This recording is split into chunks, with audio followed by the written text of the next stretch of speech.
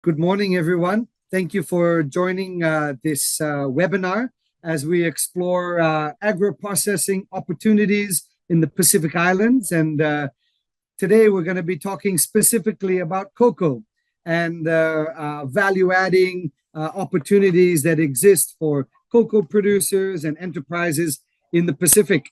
And we have two wonderful enterprises who are joining us today. We're going to ask them to turn on their cameras and let's see how the connection goes. So please, Floris and Richard, please turn on your cameras. And we'll begin by just going around so that everybody on the screen can introduce themselves. And we're going to do something a little bit different this morning. We don't want a long introduction, but we want you to tell us your name and what chocolate you brought to the webinar this morning. So we'll start all the way from Brussels. So Iselina, if you could please introduce yourself and tell us what piece of chocolate you brought to the webinar this morning. So thank you very much, Kyle. Good evening from me. Good morning, of course. Good afternoon, good evening. For us, it's good evening. It's 11 p.m. I work for COLEAD and is a partner of a Pacific Farmers Organization in this series. So I'm in Belgium. We cannot live without chocolate. So I have this one half, and then I have one for cooking. It's very important for cakes and so on. So I say hello to you, and I taste the white one. Oh, nice. Thank you, Iselina. She's got the white one she brought. Great. And what about you, Floris? You want to introduce yourself and tell us what you brought to the webinar for show and tell? Well, I think I'm, hello, I'm Floris from Samoa, and Samoa is in the heart of the Pacific. And unfortunately, fortunately, I have a number of my products, my chocolates here, but I've made some bean to bar with raspberry. So it's 70% cacao with some raspberry on the back side of it. So that's what I'm going to eat today to get my energy up for this meeting. So nice to meet everyone. Oh, great. Oh, thank you. And Richard, please, you introduce yourself and tell us what you brought for show and tell. Isi Andrevinaka, that's good morning from Fiji, from Faalualuo in Fiji. Of course, I've brought Koko Mana chocolate. I don't know, the thing's not really showing. Very simple, environmentally friendly cellophane packaging. This is a byproduct of the sugarcane industry in Queensland. This is probably our most popular bar, with a hint of sea salt from Fiji. But what I'm going to sample today is one of my favorites, which is the coconut cream bar. Don't know if you can see inside there. So that's condensed coconut milk with desiccated coconut in a 70% chocolate covering. That's not too bad. Sounds tasty. Oh, great. Thank you. And we have also our behind the scenes team from COLEAD. So Excel and Arthur, you want to show us what chocolate you're going to bring to the event this morning? Yes, so it's the end of the day for us in Brussels, so my chocolate is almost empty, but I always eat the dark chocolate, and especially the one with salt. I agree with Richard, it is the best. Nice, dark chocolate with salt, thank you. What about you, Arthur? Yes, hello, good morning, good evening. I have the little things. Okay, hello. So I forgot to take the packaging, so I just have the raw chocolate like this. I think it's like a milk chocolate classic. Yes. The classic, great, thank you. Well, I ran out of my two favorite chocolates, which are Koko Mana and Miss Sunshine Farm. Of course, I ran out of them because they're the first that I ate. So I do have a Fiji chocolate that I'm going to eat this morning, and it is mixed with chili. So Fijiana cacao, and it's mixed with chili. So that's what I'm bringing to the webinar this morning. Oh, and of course, I think coffee and chocolate are the best combo because it's morning time. All right, so now we are all hopefully in the mood. So we'd like to begin our webinar by, whoa, that's a kick, by inviting everyone to engage. So hopefully not to just listen, but also to engage with questions. Both Floris and Richard are very generous with their time and their information. And of course, the technical partners of this webinar. So we have a chat function and a Q&A function. So please, thank you for those who are using the chat function there. We can see people joining in from different parts of the world, Nigeria, from Fiji, from Rwanda. That's awesome. So thanks for introducing yourselves in there. And then the Q&A is down there on the bottom. So if a question pops up, please feel free to use the question and answer, and we can come back to those throughout the webinar. We're going to be together for 90 minutes today, and I hope it's going to be fun. So let's start with going to COLEAD. So Isolina, why do you think this webinar series is important? So as a development partner, technical organization, why is this kind of webinar important, and why is Koko so important? Thank you very much, Kyle. So on behalf of COLEAD, I'm very happy to be here today. And for us, as a non-for-profit association of private sector operators across, as you said, continents, we value very much the agro-processing part. We work in all the parts of the value chain, from sustainable production, of course, to end consumer. But for always, I mean, the value added is critical for us, as well as inclusivity with the small holders. I mean, fair prices, green and sustainable practices, and so on. So we are very keen on that. We like very much when we work in regions and with partners like you, Pacific Farmers Organization, to showcase, local successes, because very often still, when you talk about cocoa in some parts of the world, we still tend to think that we are the consumers in this part where I sit, for example, Europe or the US, etc., and the others are producers. And this is over, fortunately, for quite a long time. And the sector is booming in those countries with a lot of creativity, really quality, sustainability as well. And more, I was chatting a bit with our speakers, and more as well with local markets, not only export markets, which is normally what you think it is. So this is the part that personally interests us the most. And we have a series of tools I will not detail now, but Axel will put the link to our website. So we are an association, but we also manage development programs for different donors. These series are financed by the EU and the OACPS, Organization of Africa, Caribbean, and Pacific States, but we manage programs for multilateral, bilateral organizations, and so on. And it's really providing capacity development, trainings, technical assistance, tailor-made, so it depends on the demand, is always, responding to demand. Excuse me, business-to-business relations, fairs, really everything that gets the entrepreneurs, the local entrepreneurs, very often small, medium-sized, to improve their production, as well to their access to markets, be local, be regional, or be export, or sometimes both, because they tend to be in different markets as well. So we have quite a wide range of services.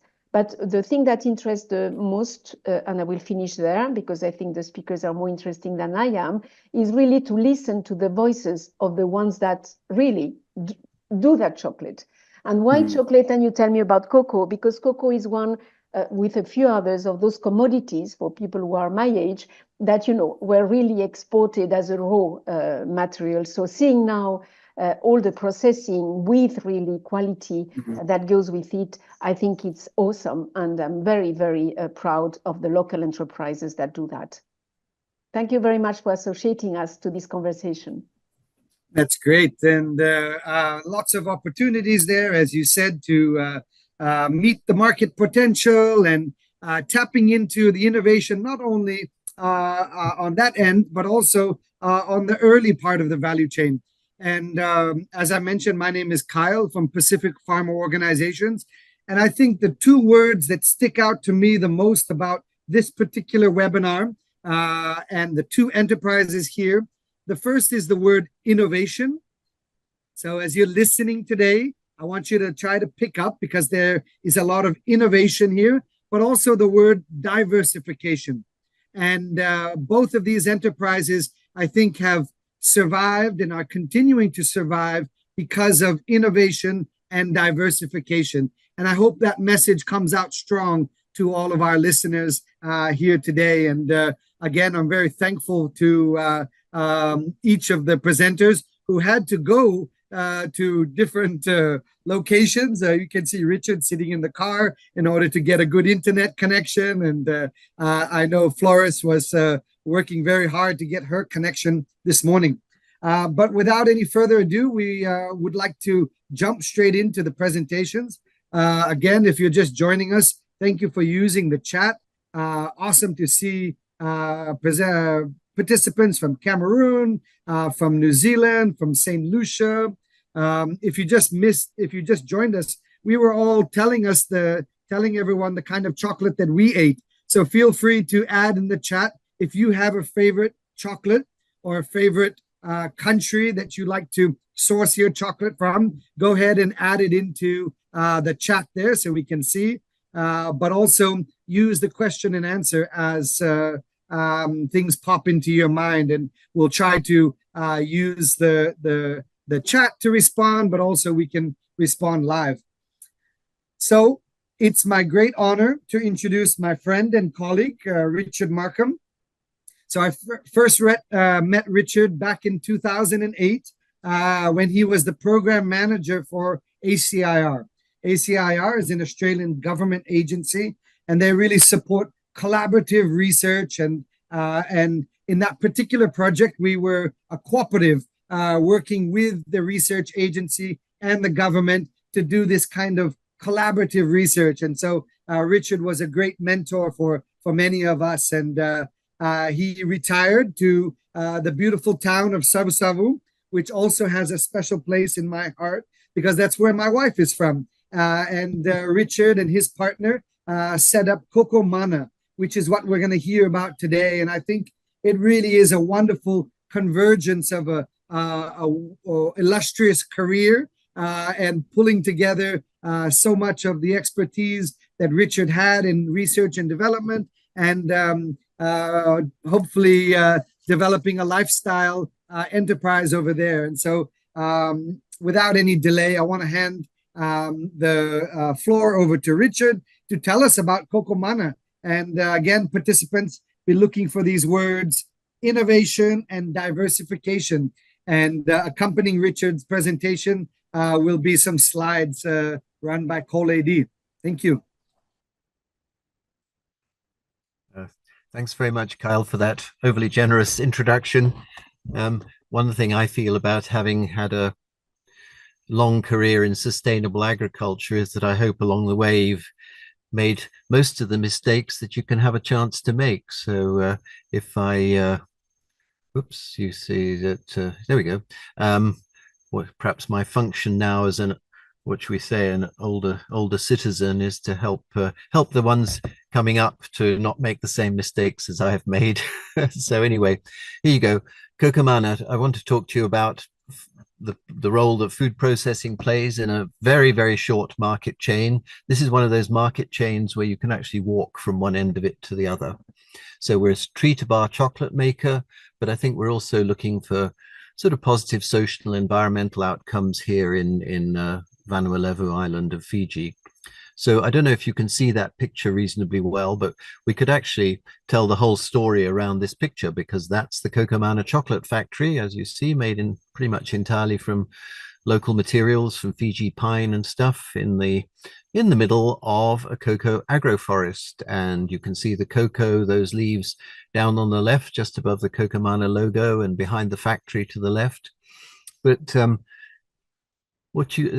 farm is only 1 hectare, two acres. We've got about 400 cocoa trees, and we've got about 90 other different kinds of fruits, nuts, other cash crops, and medicinal plants, and so on. And if your screen is set up the same as mine, you won't be able to see the other obvious crop, which is coffee. Those leaves poking out from behind, in my case, Kyle's picture, are coffee. And just an example of the other things, if you go that tree straight above the cocoa bit of Cocomana, that's what we call mokasoi, or ilang ilang, the garland tree. And so that's important fragrance, but it's Fijians put the scented flowers into coconut oil, and I particularly like it because it's a magnet for the local fruit doves, the endemic fruit pigeons that we have here, rather beautifully colored. So that's an example of one of the many trees that we like to encourage along with our crops. So next one, please. Really quick history. So you guys are interested in processing. So I was going to say, cocoa gives us one of the earliest examples of food processing in archaeology. French scientists, molecular biologists have found traces of cocoa in this La Florida archaeological site in Ecuador, which is from 5,500 years ago. So they were already grinding up and processing cocoa in the Ecuadorian lowlands 5,500 years ago. Fast forward to the 16th century, still 500 years ago, the Aztecs considered cocoa to be sacred. It was their gift from their senior god, Quetzalcoatl. Try and say that off. Anyway, yeah. And it wasn't grown in the Mexican highlands where the Aztecs were based. It was sort of collected as colonial tribute from the Mayas and the Olmecs and other sort of more peaceful people further south. But it was used as currency for 100 years after the Spanish conquest. It wasn't even consumed really as a food, just as a sort of ceremonial thing by the elites, the priests, the warriors going into battle. And as I said, currency for 100 years later.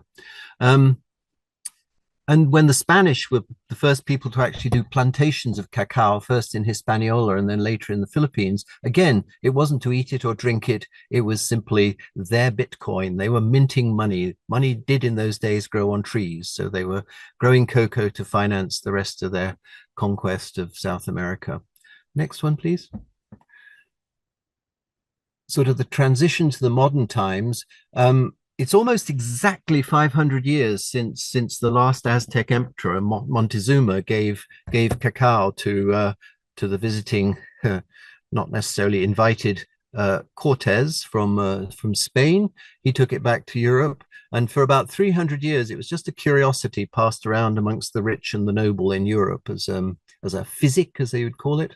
But it sort of hit the mass market in the 19th century. These Quaker industrialists, if anybody knows British confectionery, they'll know the names John Cadbury, Joseph Fry, Joseph Rowntree, because they still survive as different kinds of candy to this day, even though they probably all belong to Master Foods now, or Nestle.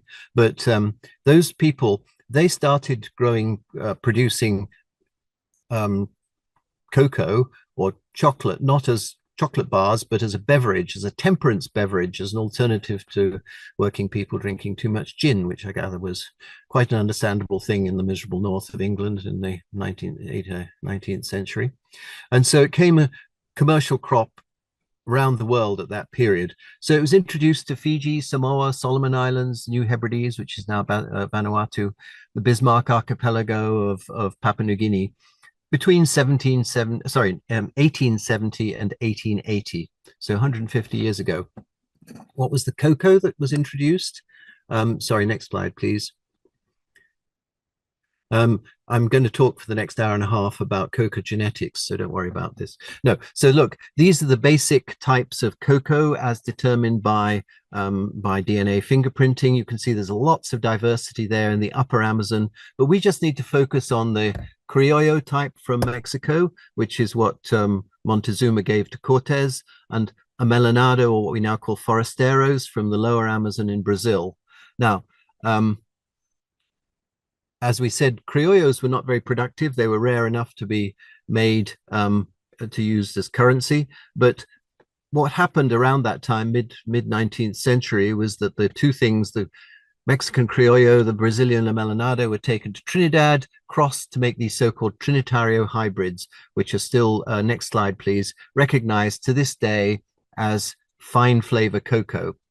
Now, what's interesting, or there's several interesting things here, but we need to move on rather rapidly, but see the message in the top left of your screen, the sort of forastero type cocoa from Brazil has now taken over about 90% of world trade, most of that now grown in West Africa and Southeast Asia. And that's what goes into your industrial commercial cocoa bar. Bean to bar processors like Floris and ourselves here in Fiji, we're messing around in the remaining 5 to 10% of non-forastero cocoa. A lot of it are these so-called Trinitario hybrids that were brought 150 years ago to the South Pacific. If you'll forgive me a little bit more molecular biology and genetics, those graphs in the middle, that's from DNA fingerprinting trees on our farm. And the blue comes from, basically the blue comes from Brazil, from the forastero, the orange comes from Mexico, criollo. And you can see that 7 out of the 9 trees sampled, even though they're the subject of much later selections, there are things like Laffy 7 from Samoa, the middle picture, at the bottom, or those lovely red pods at the left, those are from Fiji's own breeding program back in the 1970s from Wainingata Research Station. But it's interesting that somehow this balance between criollo and forastero has survived in these modern varieties. You know, that's a happy thing because that's what gives us fine flavor chocolate. Just as a quick aside, which Floris will perhaps tell us more about, cocoa was adopted in a big way by Samoa as the national drink and so on. Comes as a, you know, the cocoa Samoa is national beverage, and if you buy it online in Australia, it comes with a marketing story which says that the Incas of Peru gave cacao directly to the Samoans in pre-Columbian times. So, as a spoilsport molecular biologist, I can tell you that doesn't seem to be true, but it was actually brought there in, I think, 1873 by the German Hamburg Handling Company. But hey, never let a good, good marketing story go to waste. And Cocoa Samoa is, I think, responsible for keeping up the enthusiasm for this style of cocoa. Mild tasting, fruity notes, and lots of high butter fat. So it's perfect for making bean to bar chocolate. And we can thank the Samoans for keeping that tradition alive. Sorry, next one, please. So this is why cocoa doesn't work for smallholders on the whole. So that's going back to 1980. The price went up to $4,500 a ton for about, what's that, 40 years, is that? The price has dinked around between 1,500 and 2,500 American dollars a ton. So it's a mug's game if you think about how much the price of fertilizer, fuel, labor and stuff has gone up in the last 40 years. This year, amazingly, I haven't updated this graph, I'm sorry, there's another spike this year. But I think you'll find that most of the benefit of that will go to the traders in the Chicago and Rotterdam, and not to the original farmers. So next one, please. And I think this illustrates why. Do you see the front corner of that bar closest to the camera? That's the tiny proportion that goes to the actual cocoa farmers. And what's interesting about this is from an NGO in the Netherlands. It's getting worse. Do you see that little note at the bottom? Back in 1980, the farmers were getting 16% of the eventual cocoa price of the chocolate bar. Now down to, well, this was 2015, it was down to 6.6%. It'll be worse now, I would think. And the short market chain is that the advantage is that all those other bits, the people who take, you know, the retailers, manufacturers, processors, and grinders, well, people like Floris and me, we're all of those things. We take the thing just from the farm gate and we sell it straight to discerning consumers, such as those of you online. So next one, please. So how does a smallholder make a living from cocoa? I'd suggest they focus on this high quality, fine flavor market, that 5 to 10% of world trade, short market chain, cut out all those greedy people in the middle who take all your all the profit from out of the market chain, and tell an appealing story. And so next one. But I think, how do you make it sustainable? I think you've got to grow the cocoa in an environmentally responsible way. So there are a lot of nasty stories around saying how awful a crop cocoa is. And I don't think it's generally true. I think it depends how and where you do it. But anyway, we can argue about that some other time. And I think you need to give a fair deal for your suppliers, for your customers, for your employees. So that's part of our DNA, I suppose, is sort of fair trade all the way along the market chain. And I think these marketing stories are only truly sustainable if they're actually based on fact and evidence. I think people will find out if you're telling a fib. You know, we're not in a market which relies on third-party certification. So if I say that there's no pesticides in our chocolate, I don't have a label from Rainforest or whoever to back that up. People have to trust me, and that trust will be undermined if they trip over a can of glyphosate as they go down the drive. So we try to actually live the principles that we put forward. Next, please.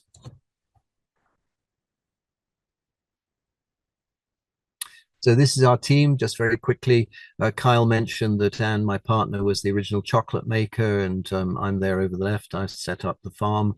So the people who actually run the operation now are these lovely people in the middle. That's Joeli Nataki and Atalina Renandi. So Joeli runs the farm and does most of the tour guiding, and Lena was our chocolate maker for a while, but she now mostly looks after the books, the office, the personnel and stuff. And then the person, alas, sorry, this is again a feature of PowerPoint that I'd forgotten.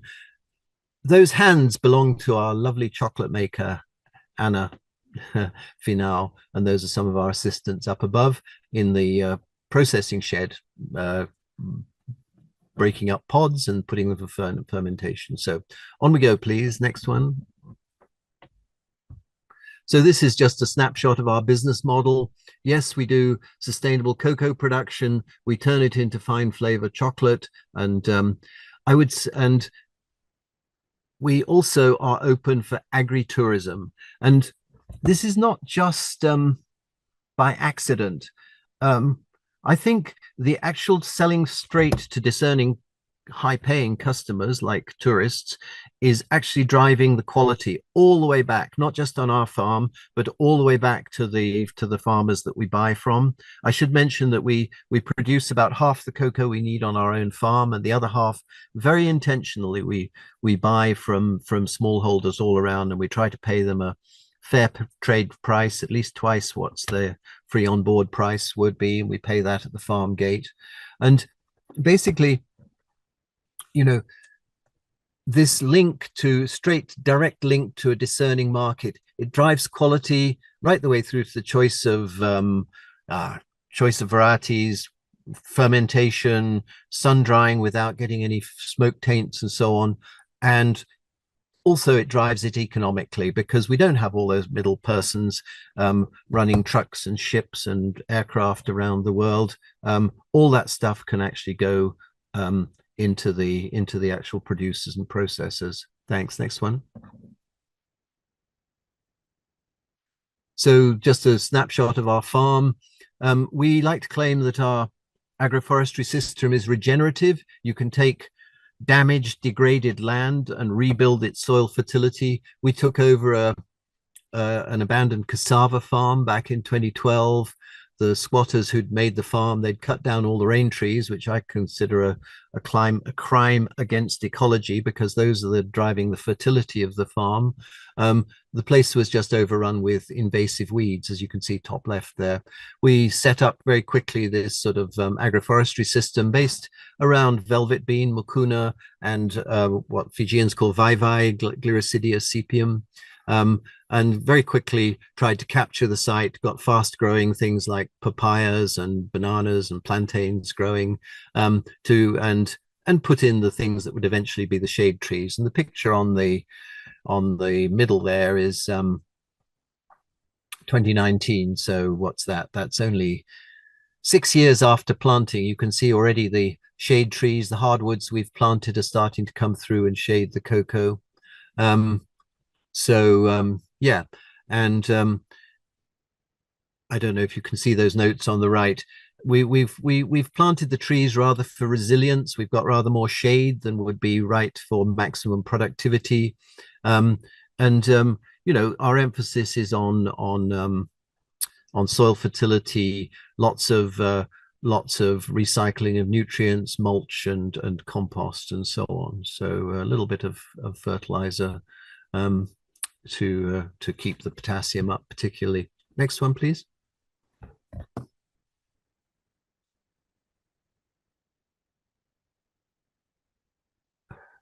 Right, there we go. Well, there's not really time to go into this. Just for curiosity, agricultural tourism, that's Wainingata Research Station and some of the varieties they bred back in the 1970s. We tried to do a bit of our own sort of citizen science, looking at appropriate rates of fertilizer and compost and so on, trying to do non-chemical pest and disease control, and trying to learn from it so that we can share this with other growers. Thanks. Next one.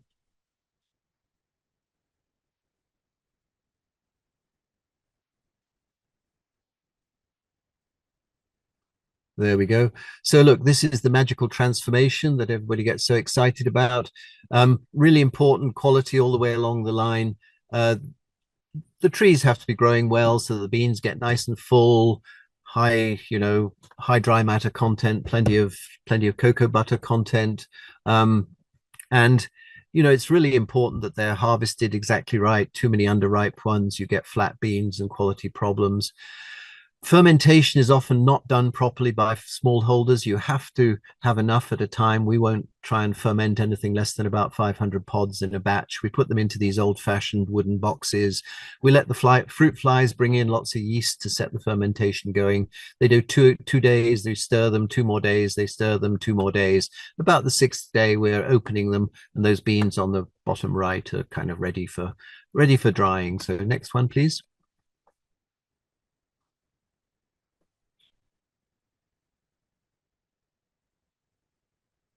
There we go. Now this is a little bit not conventional. The pundits tell you, the old timers tell you that you leave the pulp on the beans so that it protects the beans, the seed coats. But we've found in discussion and learning from a local producer here in Fiji that actually it's really helpful to get as much as you can of the pulp off. You get a cleaner taste. It sun dries much more quickly. You get rid of any off tastes from the fermentation, and you get a nice clean sunny taste. Right, next one, please. I could spend a whole morning talking to you about how to reduce mold contamination. And anyway, and so there we go. This is the stuff comes in from the sun drying racks, should sit at least 1 month, and if possible 3 to 6 months in the store to mature and stabilize. We roast. Some raw chocolate makers don't roast. We reckon it's a good contribution to the flavor, but we roast at a relatively low temperature, sort of like well, at least 100, 102, 103 Celsius for food safety, but not more than 120. So, because we don't want to drive off the sort of fruity notes that are characteristic of the taste of Trinitario cocoa. You crack it, very basic machines, winnow it to get rid of the seed coat. Some people like to make tea out of seed coat. I reckon that's biologically, I think that's a bit suspect. That's where any mold and microbes will be. So I put that in the compost heap. Nice clean nibs there that you can see, and those go into the conching grinding machines. We only do them, that's about 8-10 kilos at a time. Next one, please. So you put the dry ingredients in those grinders. That's granite wheels running on granite wheels. And then Floris, you were talking about getting the thing cool enough. That room is double insulated with styrofoam, double glazed and stuff. So when we're actually making chocolate, we chill it down to about 18 Celsius. That picture on the bottom left, that's what the chocolate looks like if you take it straight out of the grinding machine and you don't temper it. If you want a candy bar, chocolate bar that's got a nice snap and crackle to it, gloss, then you've got to get it into the sort of organic crystal of cocoa butter in form, what we call form 5. That's the cocoa butter that melts between about 32, 33 Celsius. And we do that by agitating it gently on that cool table, warming it back up to about 32, 33, and then it should set into that nice, those ones in the middle are just being checked the next morning. Each one is individually checked to make sure that it's perfect. If it's not, we eat it. No, we don't. We put it back into the thing and melt it. And yeah, and that's the packaging that you've already seen in reasonably environmentally friendly, low carbon footprint cellophane from the byproduct of the sugarcane industry in Queensland. Sorry, next one, please. So you're interested about new products and things. We're trying to sort of add value to local Fijian ingredients. And so we don't really use anything that has to be imported. Iconic local ingredients, our favorite things are those coconut bars in the middle, and the one to the right in the center, the small picture, that's chocolate coated ginger. We grow small amounts of ginger ourselves, but it grows better on the dry side of the island. So we buy ours from Kaiming Processing over in Navua. All the stuff scraped out of the machines and so on goes into the chocolate fudge in the middle. But that's the coconut bar that I was eating at the beginning of the session, and that's Sam, our previous chocolate maker, dipping ginger. So, you know, the next thing we'd like to do, I mentioned our sort of standard chocolate bars are flavored with sea salt or chili or chai masala. That's a contribution of social fusion from our Indo-Fijian community. And increasingly, if we can solve the technical issues, we'll use nuts like tavola, that's sea almond, Terminalia catappa, or vutu nicana, that's Barringtonia edulis, in place of things like slivered almonds in the nuts. Next one, please.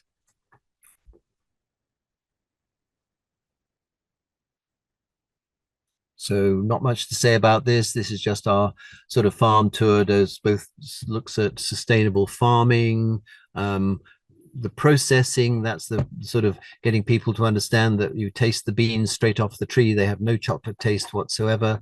Got to be really well fermented and then sun dried to get a nice clean chocolatey flavor. And then obviously people get to taste the chocolate, see what the different features are. Thanks. Next one. And as you can see, the idea of our tours is they should be very participatory. Okay, so this is the last one. This is where we segue, I suppose, into, well, no, perhaps go back to the, yeah, that's fine. I would say that the chocolate enterprise is running reasonably smoothly now. It's not profitable enough. We only ever have about 2 weeks of money in the bank, so we need to grow a bit. But basically, I think the model works. We've been making chocolate since the 1st of July 2019. And basically, I think we've shown look, it's not profitable. It's never going to be, it's never going to be make a significant amount of money. What it does, it provides a reasonably good livelihood for 6 Fijians who work with us, and hopefully for the cocoa suppliers we buy from. So what we're doing now is perhaps going a bit on the front foot to try to take our agroforestry model out to the communities that supply to us and to the individual farmers. But in Fiji, something like, I don't think it's 85% of the land or something is under communal ownership.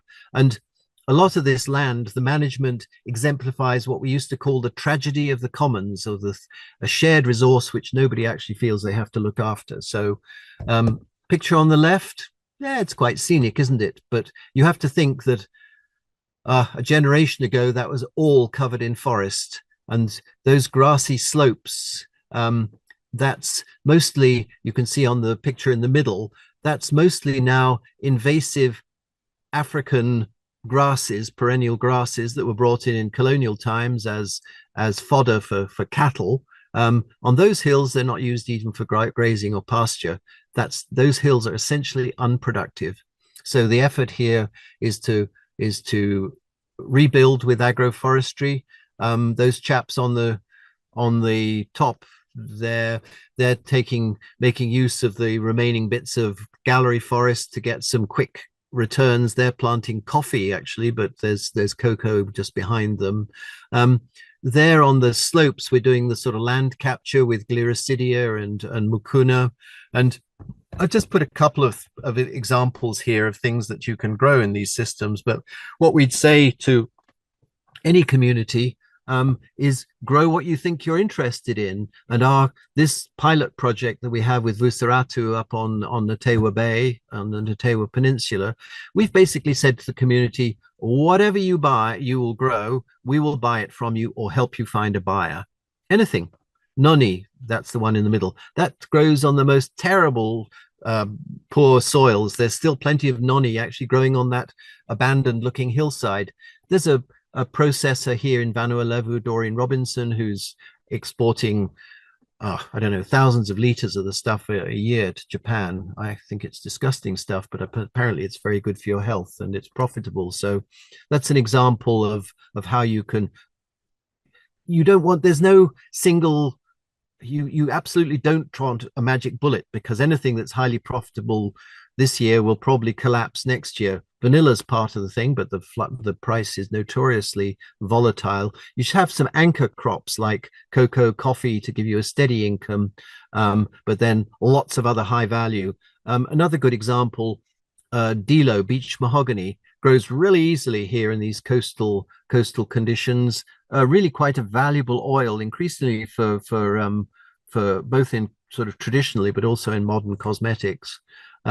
Turmeric, the one on the right there, grows really well in these agroforestry situations under high rainfall, increasingly profitable as a nutraceutical export to the US market. So basically, you're limited only by your imagination. And also, I think the key thing is being able to organize, understand quality characteristics and organize a value chain into those markets. And I guess that's the little bit that I can perhaps contribute to this bit, where the Fijian farmers are really good at growing these crops, but perhaps marketing to international markets is another area where people like, there are lots of projects now trying to link smallholders up with international markets. But it's easy to say. In practice, it's quite tough to do, and cocoa exemplifies it, but it goes through all these other varied crops that you can grow with your cocoa.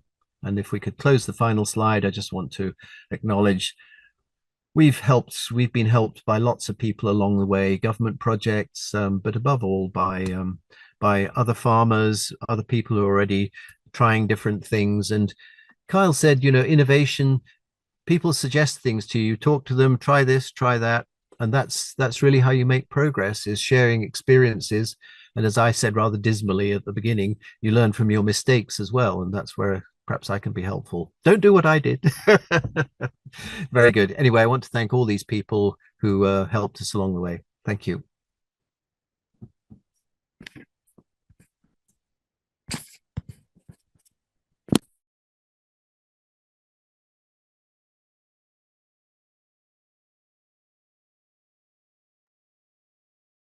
Kyle? Yeah, thank you, Richard. No, that was fantastic. I want to hand it over to Selena. I know she can facilitate. Maybe she has a couple of questions, or if you want to field some from the question and answer. Yes, thank you very much. And thank you, Richard. Very, very nice presentation. Very interesting, and a lot of encouragements for many people. Of course, you showed something which, being a scientist yourself, that would have helped you. I don't know, it's a kind of question. And also not only the quality part, but the safety part, the food safety part, I think is very important. Not only because COLEAD works on food safety, but in general, I mean, you need some kind of, knowledge or assistance there and so on. So this will be, it's good to encourage, but, and I think Pacific Farmers Organization and ourselves always say that you have to have fundamentals, you have to have skills, develop skills, have assistance, etc. You can try, but to go to the market, even when it's local, I mean, we encourage, of course, safety and quality, and in that sense, you have a very, very nice product. So the questions, one thing would be, you markets, where do you sell? If it's just locally, or you said a bit on agritourism or a bit on some tourism shops, do you sell online as well, or not yet? And do you foresee that? And then there are a few questions on, of course, agroforestry limits very, very much, the dependency on one crop or one product, which, as you say, many depend on international prices, which, those countries are not price setting. But the trade-off between the economic benefit, because you still are a business person, you still have to make some level of earnings, and also the environmental and social costs. So there are a few questions around that, because the access to financial resources, especially for small producers or small businesses, is very difficult. So how do you see that? The rest is very much appreciation, contacts, people who have a bit the same issues as you had and want, to learn, to grow them. And on agritourism, is it something that you are, developing more in the coming years? I work myself a lot on agritourism in the Pacific. I'm very happy to see that it's something developing, because it was not that obvious at the beginning. And of course, it's also something you combine with other eventually resources, because tourism tend to be as well, cyclical. So is there something that is it also staying facility? Is more a tour to the plantation and see chocolate and taste, or are you going to develop that part? Because I think many people in our audience will be interested by that as well, from other islands and other countries. Yeah. Thank you. Thanks, Iselina. Just quickly on the food safety. I mean, I think it's really interesting how much resources there are now online. It's been central to our thing. It's been something where my partner Anne has taken the lead. She's trained herself online as a Australian standards food safety inspector level, I think it is, and she's sort of imbued that into our staff. And that's why we don't actually allow any of the tourists into the kitchen. They look through the double glazed windows. So I think that's really important. And incidentally, that's been at the heart of we've had a sort of 5-year wrangle with the local health department, who I think don't actually understand food safety standards. I genuinely believe we have the cleanest factory in Faalualuo, but they don't seem to be able to collect a series of samples and process them and give us a certificate each year. So that's central to our business. We try and set our own standards, but then it's really important to, I think, recommend people look at those online resources available from Australia and New Zealand. The diversification and the trade-off between a successful crop and all these other interesting things. Look, I was interested in my career in plant genetic diversity. So I think when we met before, I was helping to look after the world's banana genetic resources. So obviously I love biodiversity, but excessive biodiversity is not profitable. So that's why I say you have an anchor crop in your agroforestry system. It can be vanilla, it can be coffee, it can be cocoa. You get to know that one really well so that you can be the best at the best in the world, or at least the best in your market in that particular commodity, and you set up that system so that at least we get a decent yield. I don't get as much yield in cocoa as, let's say, farmers on the Atherton tablelands in Queensland, who cut down all the trees and they pump water and fertilizer into their cocoa and their coffee through the fertigation system. I won't go there. I don't believe in that for ecological reasons and sustainability reasons. So what do? I accept a yield that's maybe 1/3 of what they would get in Queensland, but that's okay. I'm not paying 18 Australian dollars an hour for the cheapest kind of backpacker labor. So you make compromises on these things, and it's really important to be sort of cognizant, think about these trade-offs. It's not just highest yield and stuff. If we put too much fertilizer, well, if we put any nitrogen onto our trees, we just get too many leaves. We don't get a better yield. So you've really got to sort of think about it as an applied ecologist. Honestly, it's honestly not profitable. This is set up basically as a social enterprise. But this is partly our own caution. I think, if I was more of a businessman and less of a land manager, I suppose I would probably get a concessionary loan from the bank or a grant and double the size of the production, and diversify into more products, and that goes to the market, which I'll talk about in a minute.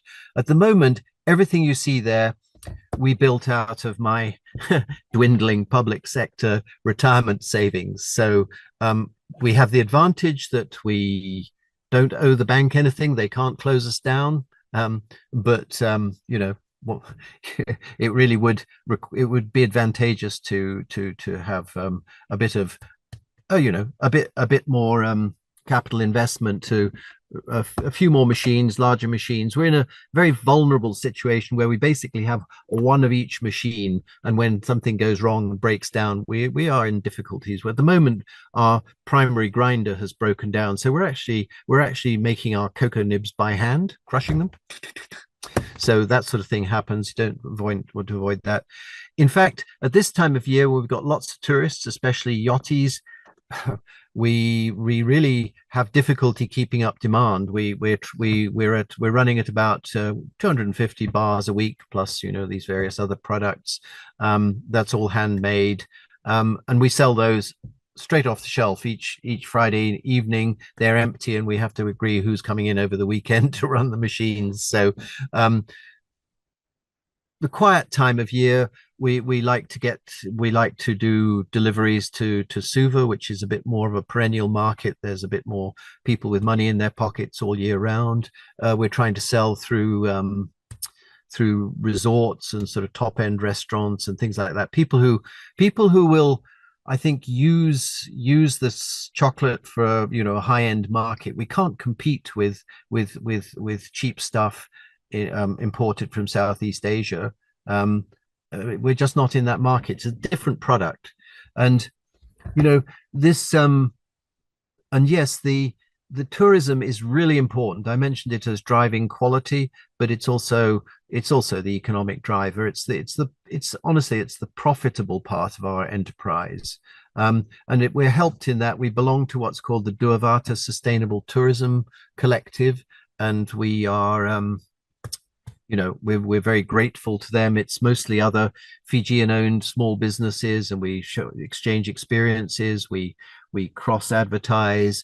We're going in with another similar enterprise called Bula Coffee, which does hand-harvested or wild-harvested coffee. So we're working with them on the agroforestry outreach. And I didn't mention, it was right at the end of the last slide, but we're looking to attract carbon offset funding as possibly another source of income for communities, and hopefully that might drive the reforestation effort. So if we can bring in preferably even sort of green tourism conscious carbon offsets, like from the airlines, from the cruise industry, from hotel chains, so that frankly, the tourism industry here is shamefully unsustainable. It is disgraceful, unsustainable socially and environmentally. Obviously, it's sustainable economically. They're making pots of money and exporting it. And the final thing I'd say is that I guess what we're trying to do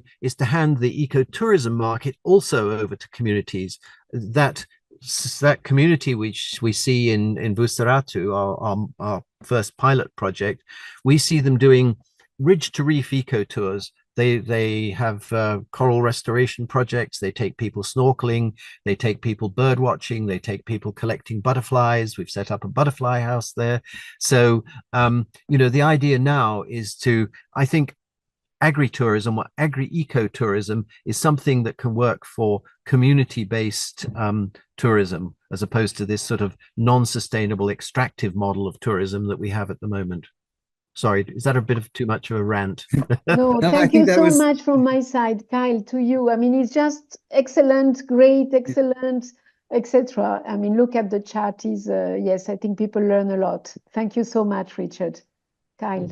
Oh, thank you, Richard. And I love to hear the discussion about being a part of a collective and learning and sharing experiences. And it's a great transition to our next presenter, not far away from Fiji in beautiful Samo. So I want to introduce Floris New of Miss Sunshine Organic Farm. Thank you for turning on your camera there, Floris. We're keeping our fingers crossed that the internet will hold up.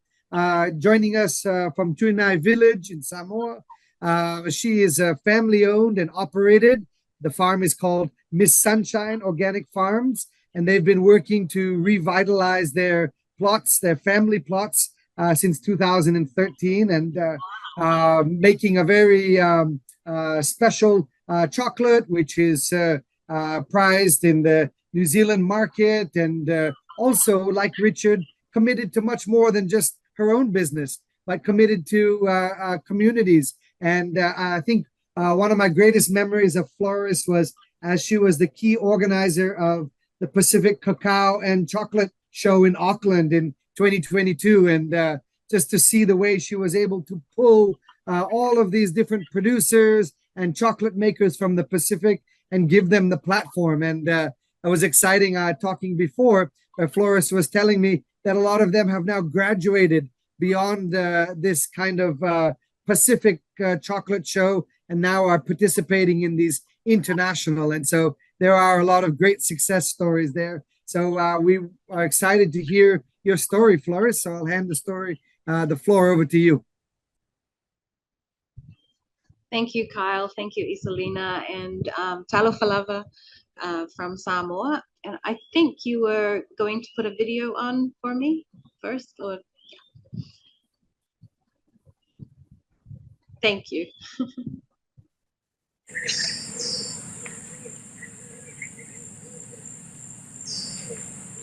I had come to the end of the road, really, to a really dark place where I thought that there was going to be no return, and I came to Samoa to end things, but instead I ended up beginning my life here. I guess as a symbol of that, I was in the plantation and I looked around me and I saw all the trees. In some fantastic way, I saw that they were, cheering me and there for me and supporting me. I felt all the trees around me and I wanted to feel alive again. That's when I saw the cocoa pots, and I guess it could have been any tree or any fruit, but it kind of came to me as a symbol. So the cocoa pods, the cocoa tree, that's what it was going to be. So this land is really, it's flowing through my blood. The soil of this land, the sweat of this land, and all of the hard work that has gone before from my ancestors is here. And I guess I wanted to make something of that, and that's how I found cocoa. I began a love affair with the cocoa beans and the cocoa trees, and I really found it to be something that I could really pour my soul and my pain to it. It's been difficult. I won't say it was easy. The journey has been most difficult when you are trying to impart your ideas and your beliefs and really try to inspire people in what you're doing by living it versus having a piece of paper that says you're certified organic, but you're not really living it. I've come here. This is the land of my ancestors, and I have a claim to it. I belong here. I think slowly after 5 to 6 years, people have started to accept me and they start to know me again, that I am of this land, because I've proven to them I can grow things and I can take care of myself. And the only way for people to know, your customers, your people that come to visit you, tourists or whoever, to really know and believe in what you're doing and buy into what you're doing is by living the life with you. And that's where the WWOOFers come in. WWOOFer stands for Worldwide Opportunities on Organic Farms. And I invited people from all over the world to come and stay. I live in a tiny house. It's very basic. The kitchen is bigger than anything else. We do have this shelter here in the plantation, in the middle of the plantation, where we host all of the tours that we've begun in 2016. Every tour is different, and it just keeps adding.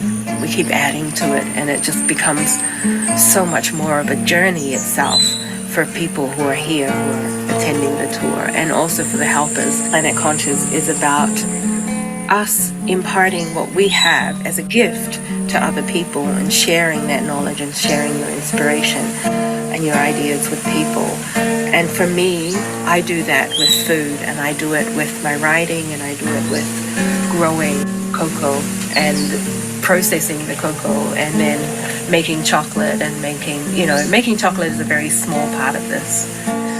This is an adventure, part of me finding myself, finding my purpose, and how I can inspire other people to find theirs. It's by coming back to basic life here in the island and simplicity, and to give and to love others through what you're doing.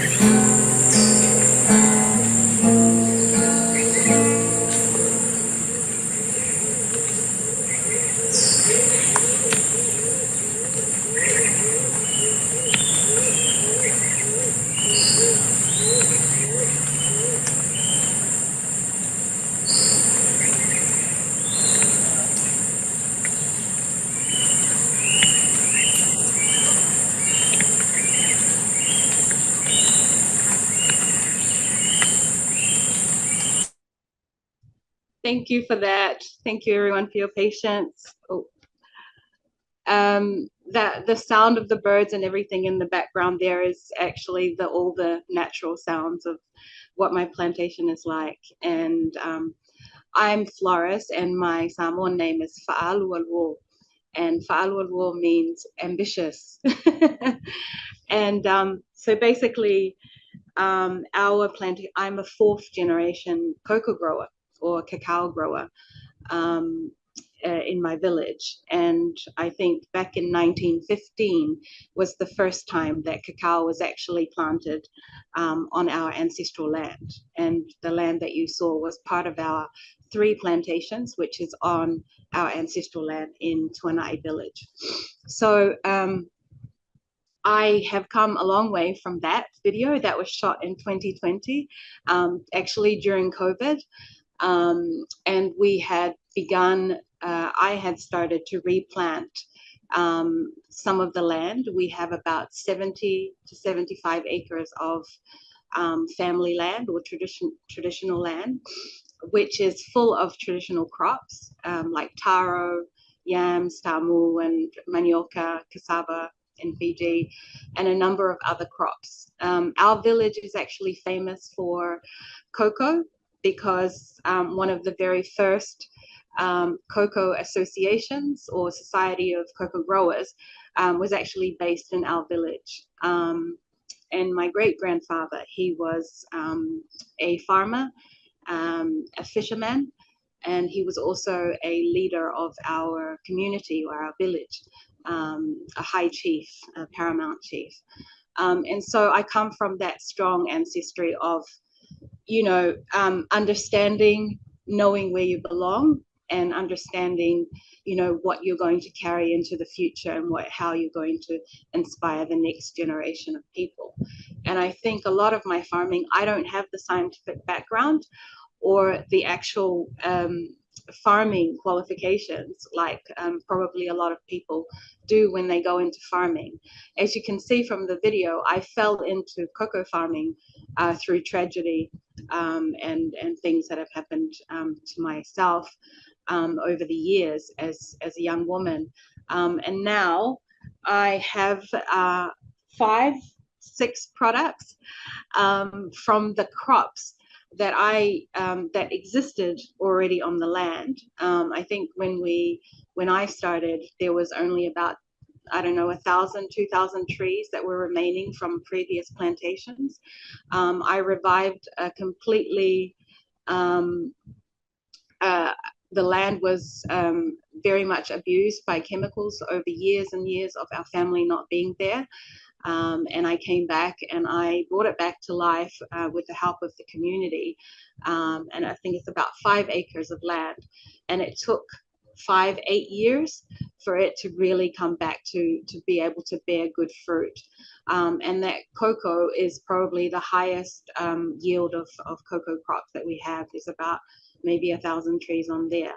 But altogether, with my brother and I living on our land, we have coconuts, we have pineapples, we have bananas, and all the other traditional crops, but we have a lot of cocoa. And since we began in 2013, we now probably have around 5,000 trees. And unfortunately, our biggest enemy is theft of our crops. And, sadly, that's what happens in the village. But what we can actually yield, and I think one of our biggest yields one year was about maybe 3 to 5 tons. And then it's just gradually gone down over the years as we've, it's really difficult to be able to manage such a huge area of plantations with just 2 people and like casual staff during the harvest periods. So from that, I'm actually very, very proud, and it's good to look back on old videos to see how far you've actually come. And I've managed to do so many things since 2013, and I never thought that I would be here to even, be able to produce any products with the cocoa, because even though my ancestors had contributed to the export of cocoa from Samoa during the 50s and 60s, there was no, we weren't processing cocoa ourselves. We were basically just, cultivating, harvesting, and then fermenting, as you saw in the presentation before. And then the Samoan people were just weighing the cocoa bags and sending it off to Europe and America to make products. So I think if my ancestors are looking at me right now, they would be very proud that I was able to carry it on and actually produce our own products from our own crops here on the land. And I think that's the only reason why I continue, because as Richard has said, it's not necessarily profitable if you're doing it on your own and at a small scale and as a tree to bar,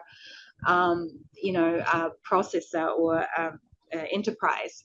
However, like Richard also mentioned, agritourism or eco-agritourism, as I call it, is probably the avenue or the other value adding.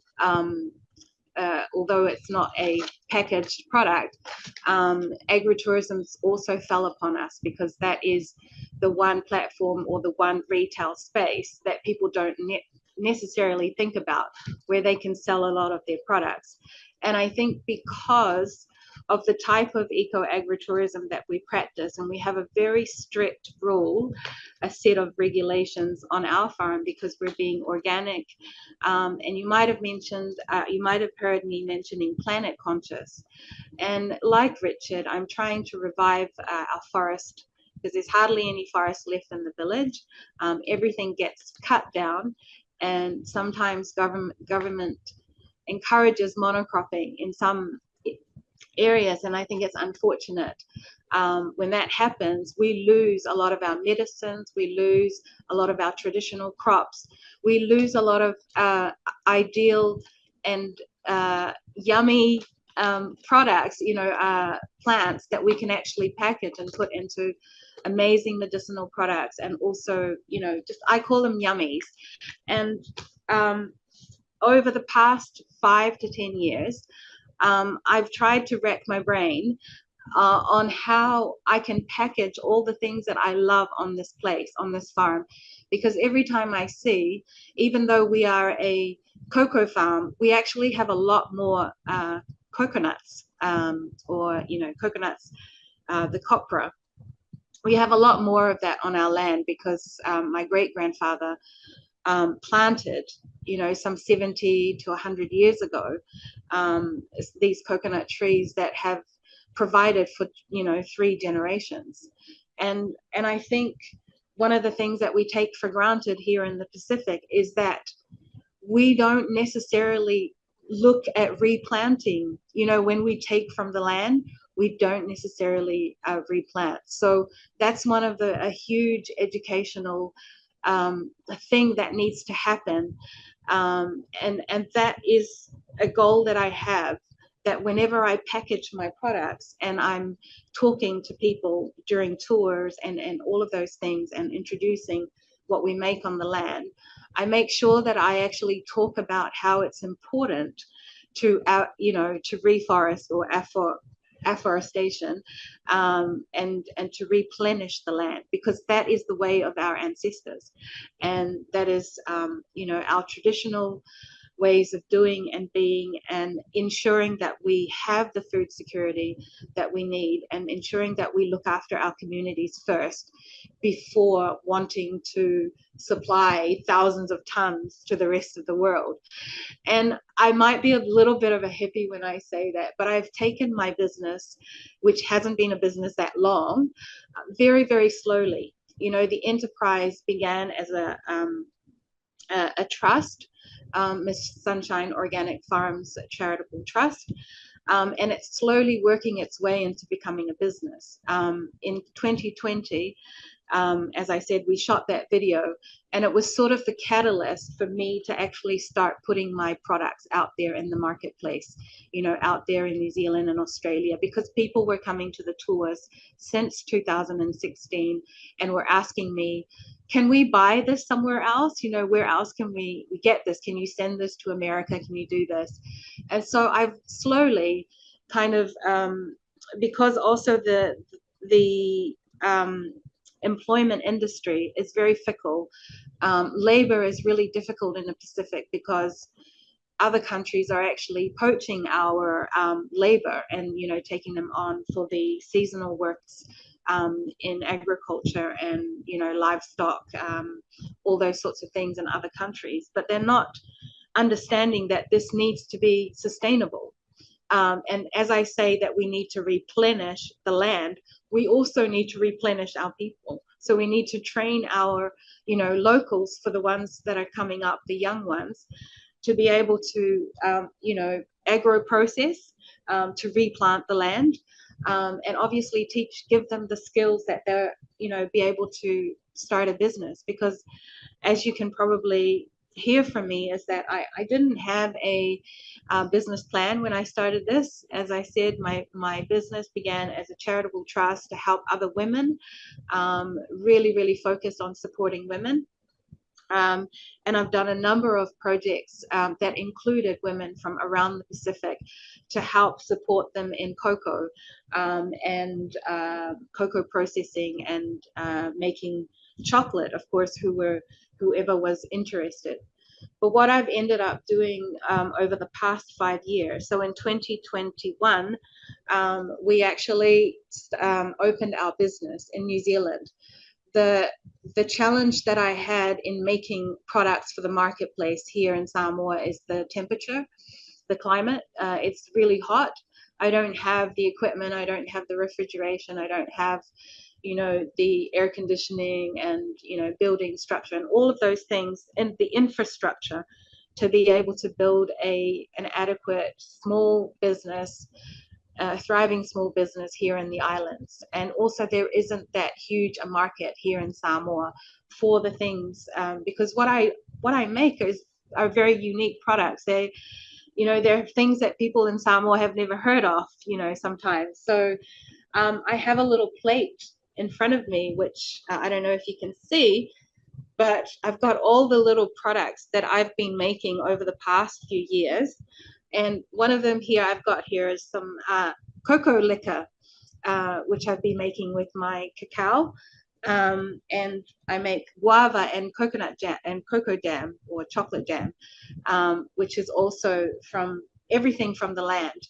And the thing is, when all your crop is falling on the ground, you know, it's such a waste. It's so wasteful. And, you know, I started having helpers or volunteers from overseas through a woofing program, and I'm not sure if everybody knows what woofing is, but woofing is Worldwide Opportunities on Organic Farms. Some people call it willing workers on organic farms. Whatever it may be, it's an opportunity for tourism in a different kind of way, where people come and stay for a longer period of time. So maybe a few weeks, a few months, and sometimes a couple of years. And they stay with you, and they have free accommodation and food. But what these tourists are actually doing is they're not only helping you on your farm to help create products, to help you get your products out into the marketplace and to promote it, for example, that video, but they're also helping, you know, add to the economy and tourism here by staying here for such a long time, and supporting the community as well. So that's one of the reasons why I did woofing, or I asked people to come and help me. So as far as agro-processing, I've mentioned, and I think Richard has mentioned many different challenges, which is the same as what I have here on our land. But even so, I managed to make 6 different products that I do have out in the marketplace. And, you know, one of the things that I make and is exported to New Zealand, it's actually made in New Zealand, but I actually also make it here in Samoa, and I now export it through retail in the airport, and also through tourism, when the tourists who come from all over the world, they come to our farm and they have the experience. I'll tell you about the experience on the farm soon, but here's another product, which is cocoa candy, which is more climate, you know, it's not going to melt. So it's just made out of the cocoa nibs, sugar, cardamom, and a number of yummy ingredients. You can add sesame seeds or nuts that are in season, or whatever is actually on the land. So I started also making products for bakeries and other people who are making, you know, chocolate products here. So for example, melting chocolate, it's actually melted as I've been sitting here. So I'm really sorry if you can't see, but it's melted chocolate. And two types of bean to bar. And we grow rosella. And rosella is, as you know, is a hibiscus type of flower. And basically you can dry it and you can make jams out of it. You can make, so one of the other things is that because it's expensive to buy ingredients from overseas like raspberry to put on your chocolate bar, so you can do this and replicate this with hibiscus or any other edible flowers that you have in your garden. And it's another opportunity to also share that with other women who are growing these flowers and bring them in together to dry them communally.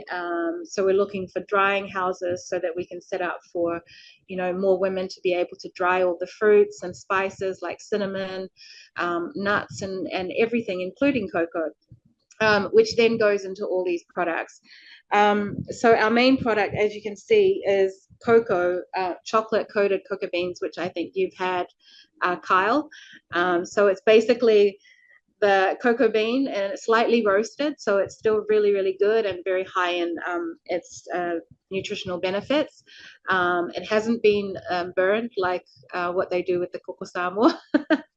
So, and it's coated in chocolate and then rolled in cocoa powder. And we do 3 flavors, which is raspberry, which we now can change, and we now use our own cinnamon to coat the beans as well for the cinnamon flavor. So we do raspberry, cinnamon, raspberry soon to become coated in powder made out of the rosella. So it'll be the rosella. And so there's many other things like that. Like I said, our village is famous for pineapples. We're the biggest, probably, pineapple growing area in Samoa, and one of the biggest cocoa growing area here in Upolu Island. So it's just about taking advantage of what you have on your land, and really kind of getting creative with that, diversifying, I guess, and innovation and innovating with everything that you have access to. For me, it's a waste to try and make a product that is full of overseas ingredients, and then you're not able to tell that ingredient story or that food story from your own backyard. And I think that's really, really amazing in marketing. I think one thing that we've probably done really well is marketing ourselves, our story, and our product. We've done that really well by being invited to shows. For example, the Tauranga Food Show in New Zealand. We created our own show, which is the Pacific Cacao and Chocolate Show in 2022. And, just participating in events like, just being part of these webinars and, setting up events either locally or in other countries like Australia and New Zealand, and just being part of the chocolate community, the craft chocolate community, and collaborating with other growers. With other chocolate makers and producers. So one of our biggest collaborator, which is the only producer or chocolate maker that we sell our beans to in New Zealand, is Ao Cacao. And he's Māori British, and he's very passionate about his ancestry. So it was very interesting for me to meet him because we had the same background. We had similar challenges throughout our career, or changing careers into becoming farmers and chocolate makers. And now this year we have together won 6 awards, 3 of them gold medals, and with the 94% bean to bar. It's called Ao Cacao, and it's been in Salon du Chocolat in Paris last year. So it was showcased there, and then it went into the competition for the Outstanding Food Producers Award in New Zealand this year, and it picked up 3 medals, and the other products which he uses our beans in. And the reason why I'm saying this is not to brag on about how we've won these awards. It's important to win awards, but it's important to also collaborate with like-minded people who have the same philosophy and have the same value of land and our traditions and our customs, and the value of eating from your cultural landscape, which is something that we have forgotten to do or are not doing anymore. How many people go in their backyard and actually harvest and then come and put it into their salad or their food? We are going to the supermarket and we're importing foods. So it doesn't make any sense in the Pacific to do that. So I think programs and support to help us to reach into our own backyards and into our own land and be able to showcase amazing products and amazing food and nutrition that is available here. I think if you and other people can help us do that by collaborating and making those products shine and making those crops shine, I think then we're successful. I think that's the key. And agro-processing in Samoa is difficult because of the packaging is really, really expensive. I'm having to buy everything from New Zealand and have everything made there, because if you have a design and in Samoa they don't necessarily have the right paper or the right stickers or the right adhesive or anything, so everything you have to import. So we have had to import boxes and boxes of our packaging pre-made, and the challenge in having a lot of packaging pre-made is that when you have limited edition products like this, like these cacao beans, because limited edition in the sense that when it's not the season for Rosella, we have to change the product. We have to change it to something else. So in having to reprint all of that, it becomes very, very expensive, and it's really, really a big challenge for me, the packaging.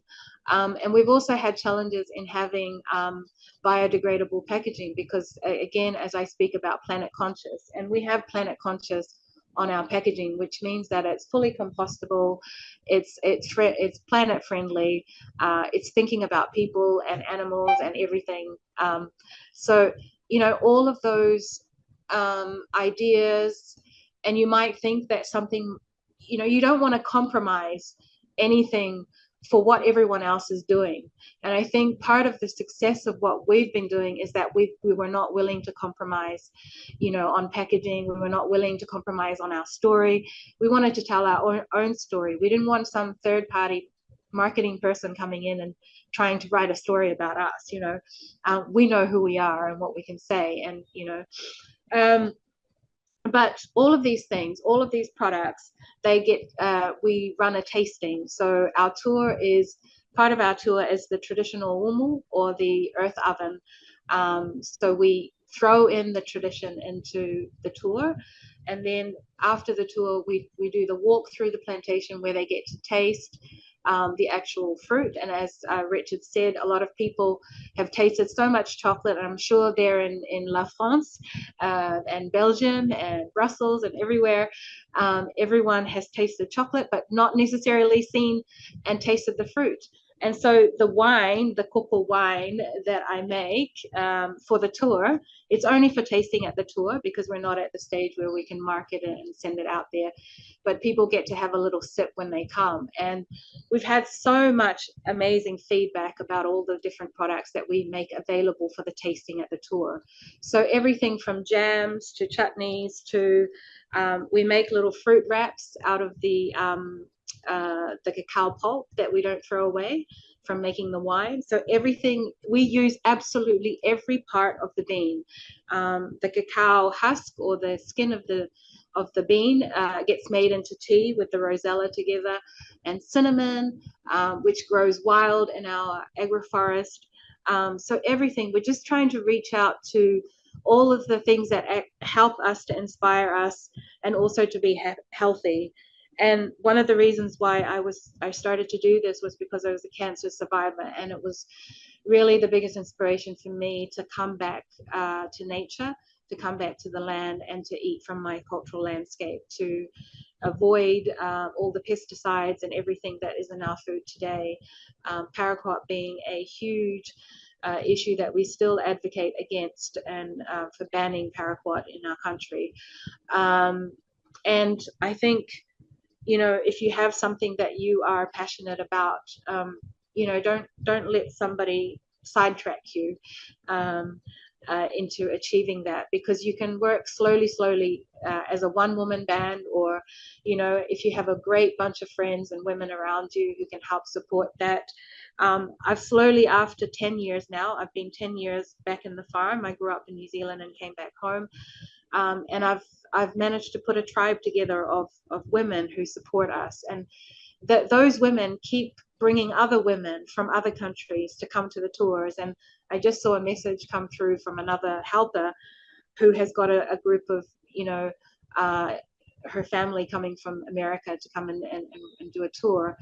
But one of the key things in our tours, as a final thing I want to say, because I know you have questions, is the educational part of this, organic, regenerative efforts that we're trying to make to help support our islands from climate change, and all of those things. And you might think that agro-processing and making chocolate and making all of this is, very far away from that.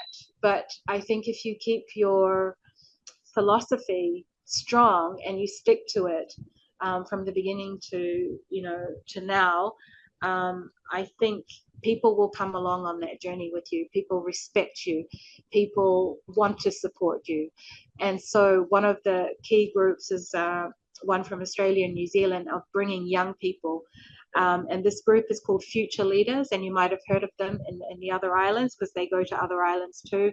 There are a number of year 13, 12 and 13 students, young leaders, and people are wanting to learn about different cultures and learning how leadership works in those different cultures. And those are the types of groups that we have been attracting to our land to come and learn from us, to learn from our experience, from our challenges, and learn how we were able to lead the way in what it is that we're doing, which is quite a niche, making chocolate here in Samoa, because Koko Samoa is pure 100% the cocoa block, which is made into a drink and into food.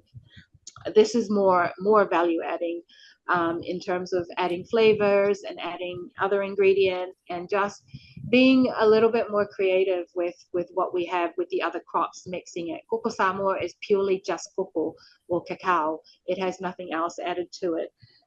But all the other ingredients in our garden, we want to be able to use in our products so that we can eliminate the imported and other products from elsewhere.